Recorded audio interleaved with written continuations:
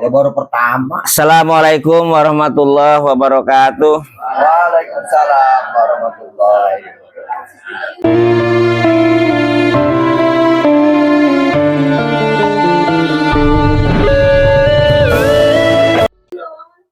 Bismillahirrahmanirrahim. Alhamdulillahirabbil alamin.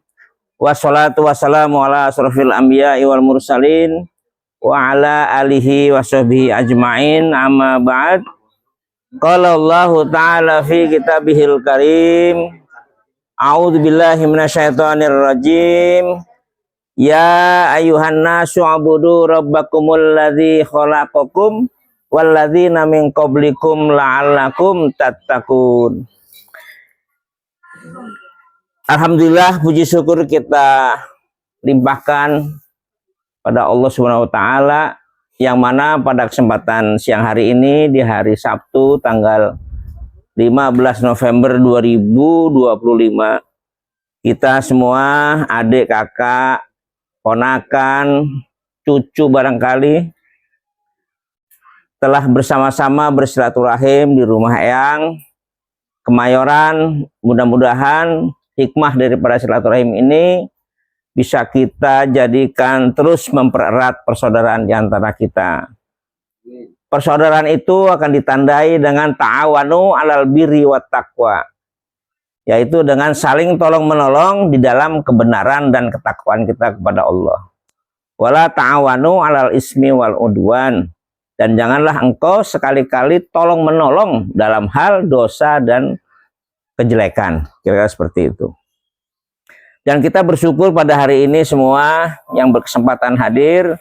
Mudah-mudahan silaturahim kita ini senantiasa Allah mencatat sebagai amal ibadah kita, amal yang terus bisa kita rasakan. Mudah-mudahan ini bisa dirasakan selama di dunia dengan kerukunan kita. Karena tidak juga sedikit orang yang sesama saudara itu saling tidak bersilaturahim. Mungkin karena jaraknya jauh atau memang kondisi yang lain sehingga sulit untuk mempertemukan hal-hal yang seperti ini. Jadi kita patut bersyukur dengan kondisi kita ini.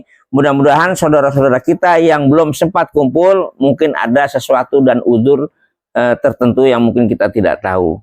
Tapi dalam hati kecilnya mereka itu insya Allah juga ingin berkumpul sebagaimana yang kita laksanakan sekarang. Cuman karena kondisi dan situasi yang tidak memungkinkan sehingga mungkin tidak bisa hadir.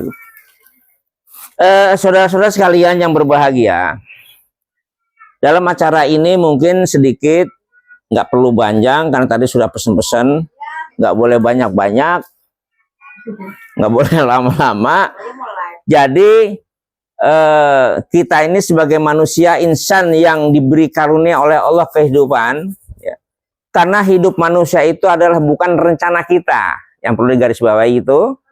Kehidupan kita di dunia ini di fase yang ketiga ini bukan rencana kita, tapi ini semata-mata karunia Allah, ya. Karunia Allah, karena sebutan kita adalah makhluk yang disebut manusia, maka punya hak dan kewajiban. Tapi kalau makhluk yang disebut oleh Allah bukan manusia, seperti makhluk yang lain, ya, seperti di dunia ini ada binatang, ada pohon-pohonan, ada gunung, ada laut, itu tidak diberikan amanah sebagaimana amanah yang diberikan kepada manusia. Oleh sebab itu dengan karunia inilah kita coba untuk sedikit memahami, mentadaburi salah satu ayat Al-Quran yang tadi saya bacakan dalam mukadimah. A'udzubillahi minasyaitonirrajim. Ya ayuhan nasu ubudu rabbakumul ladzi khalaqakum.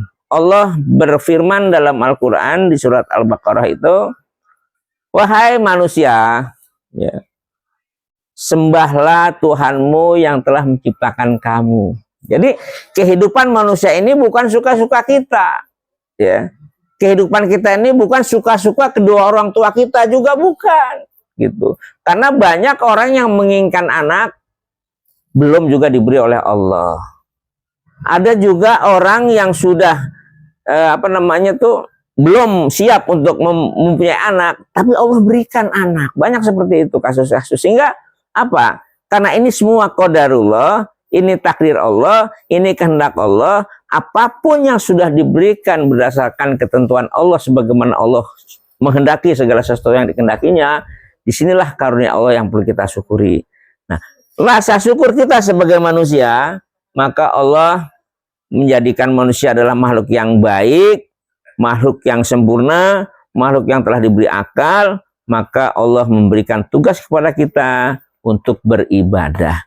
Jadi kehidupan kita di dunia ini karena karunia Allah, maka hanya satu tugas dari Allah di pundak kita adalah ibadah.